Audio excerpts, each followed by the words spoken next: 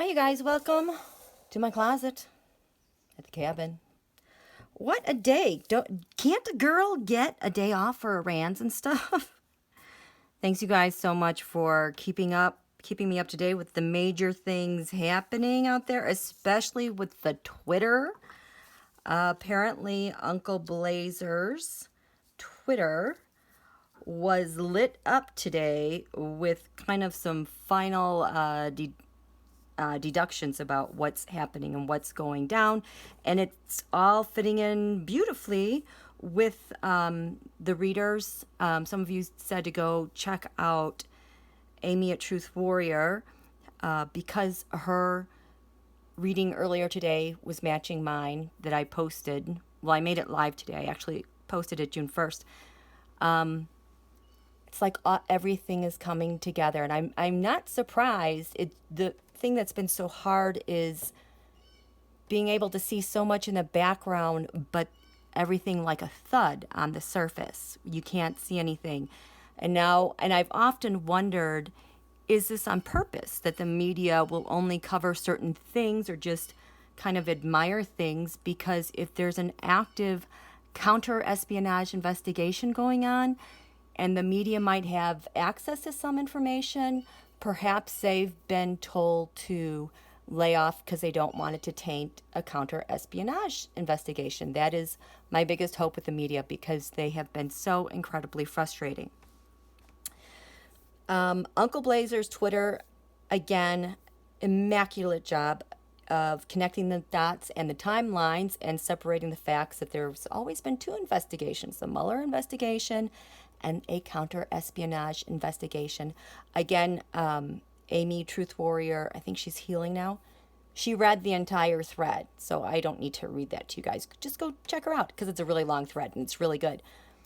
So what I wanted to do, because this is connected to Richard Burr, and having that fourth piece of the Russia investigation report they submitted not so long ago. And then right after that, that's when I was expecting sudden, shocking money news. And that's when the FBI seized his phone for, illegal transactions.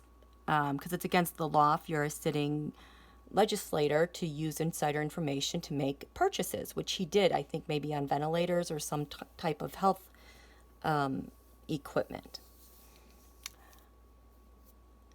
So that was around the weekend of the 15th.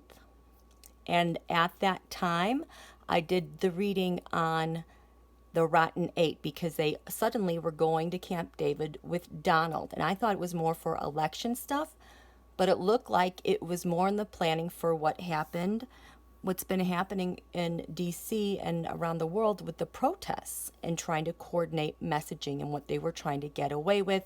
Because apparently, even though they thought they got back at Richard Burr, he's already signed off on everything, and they can't get away with it. They can't stop it. So maybe Donald's in that bunker because he knows the military is going to come for him. I know he was embarrassed being there and had that awful photo op, which turned out beneficial because now it's like we can see what's really going on. And there's more wall. He's getting his wall. There's a bigger wall going around the White House, and maybe he's trying to dig in, and maybe he'll dig himself a wall to China or a hole to China. Who knows? But this feels like the end. So I wanted to do a Taroscope quickly on Richard Burr to see how this all lines up, because I am planning to go live later tonight. It'll be after Maddow is over. But I just wanted to see where Richard Burr is with all of this. So here we go. So starting last week, this quarter moon was last Friday at, what time does this? 11:30 p.m. And so the moon was over here. This area has to do with life, death, transformation, things that are taboo.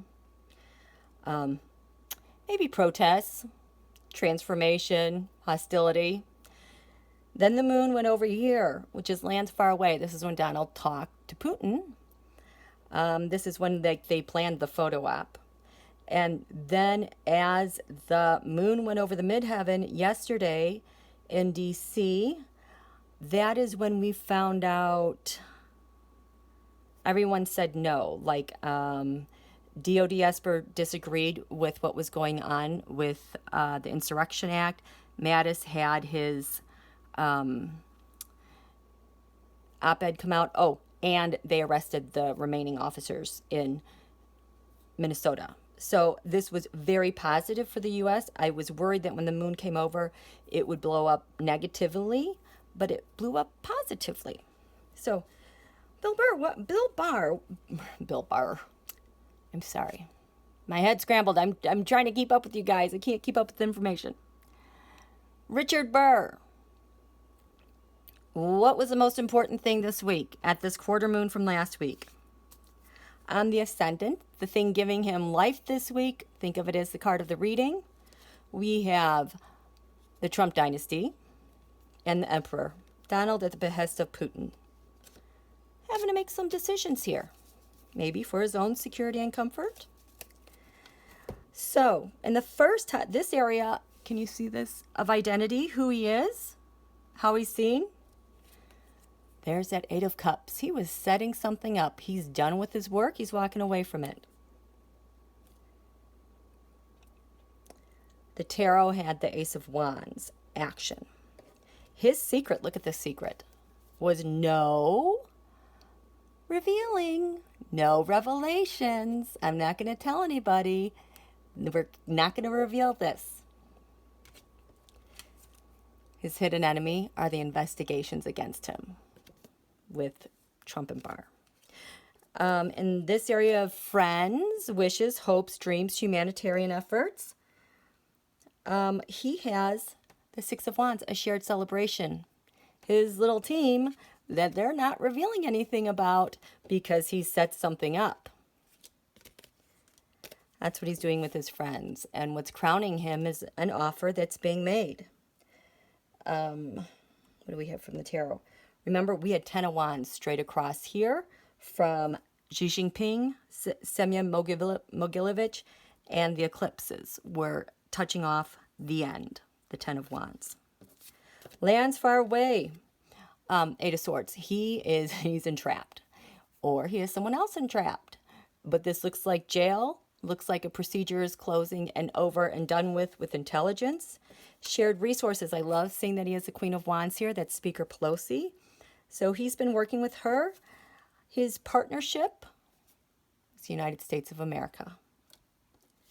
Look at this, the sixth house. This has to do with public servants, day-to-day operations, military, investigations. He has the Empress there, providing information, ongoing information about the Trump-Russia agreement and our public servants.